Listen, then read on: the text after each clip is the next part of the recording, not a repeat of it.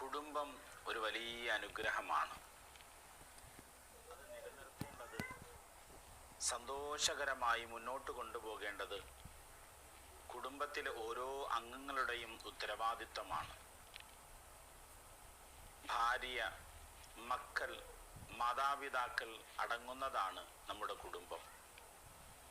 അവർക്കിടയിലുള്ള സന്തോഷവും ഒരുമയും ഐക്യവുമാണ് നമ്മുടെ സന്തോഷകരമായ കുടുംബത്തിന് കാരണം. പരസ്പരം അറിഞ്ഞും മനസ്സിലാക്കിയും വീഴ്ചകൾ വരുന്നതിനെ നികത്തിയും പോരായ്മകൾ നികത്തിയും ഒക്കെ നമ്മുടെ ജീവിതത്തെ മുന്നോട്ട് കൊണ്ടുപോകുമ്പോൾ കുടുംബം സന്തോഷകരമായി തീരും. കുടുംബജീവിതം നന്നാകുന്നതിൽ, സന്തോഷകരമാകുന്നതിൽ ഭാര്യയുടെയും ഭർത്താവിൻ്റെയും ഇടയിലുള്ള രീതി, സഹകരണം വളരെ പ്രാധാന്യമാണ്.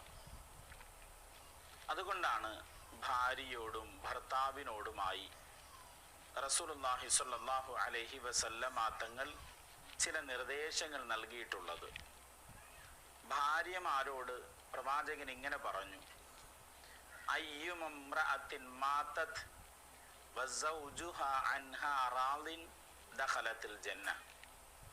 ഒരു സ്ത്രീ തൻ്റെ ഭർത്താവിനോടൊപ്പം ജീവിക്കുമ്പോൾ ആ കുടുംബജീവിതത്തിൽ തൻ്റെ ഭർത്താവിൻ്റെ തൃപ്തിയും പൊരുത്തവും സ്നേഹവും തിരിച്ചറിഞ്ഞുകൊണ്ട് ആ തൃപ്തി സമ്പാദിച്ചുകൊണ്ട് ജീവിക്കാൻ തയ്യാറാകുമ്പോൾ, അതേ അവസ്ഥയിൽ ജീവിച്ചു പോകുന്ന സന്ദർഭത്തിലാണ് മരണം മാടി വിളിക്കുന്നതെങ്കിൽ ദഖലത്തിൽ ജന്ന, തീർച്ചയായും ആ സ്ത്രീ സ്വർഗത്തിൻ്റെ അവകാശിയാണ് എന്ന് പ്രവാചകൻ പഠിപ്പിച്ചു. മറുഭാഗത്ത് ഭർത്താവിനോട് അള്ളാഹുവിൻ്റെ റസൂല് പഠിപ്പിച്ചത് ഇങ്ങനെയാണ്: ഒരിക്കലും ഭാര്യമാരെ അടിക്കരുത്. പ്രവാചകൻ ഒരിക്കൽ പല്ല് തേക്കാൻ ഉപയോഗിക്കുന്ന നിസാരമായ അറാക്കിൻ്റെ കഷണം ഉയർത്തിപ്പിടിച്ച് തൻ്റെ മുന്നിലിരിക്കുന്ന സദസ്യരായ സ്വഹാബത്തിനോട് പറഞ്ഞതിങ്ങനെയാണ്: ഞാൻ അള്ളാഹുവിനെ ഭയപ്പെടുന്നവനല്ലായിരുന്നെങ്കിൽ എൻ്റെ ഭാര്യമാരെ ഞാൻ അടിക്കുമായിരുന്നു. ഇന്ന് വരെ ഇതുപോലുള്ള ഒരു ചെറിയ കഷണം കൊണ്ടുപോലും എൻ്റെ ഭാര്യമാരെ അടിച്ച് ഞാൻ വേദനിപ്പിച്ചിട്ടില്ല. ഇത് രണ്ടും ഒരു കുടുംബജീവിതത്തിൻ്റെ സന്തോഷത്തിന് കാരണമാണ്.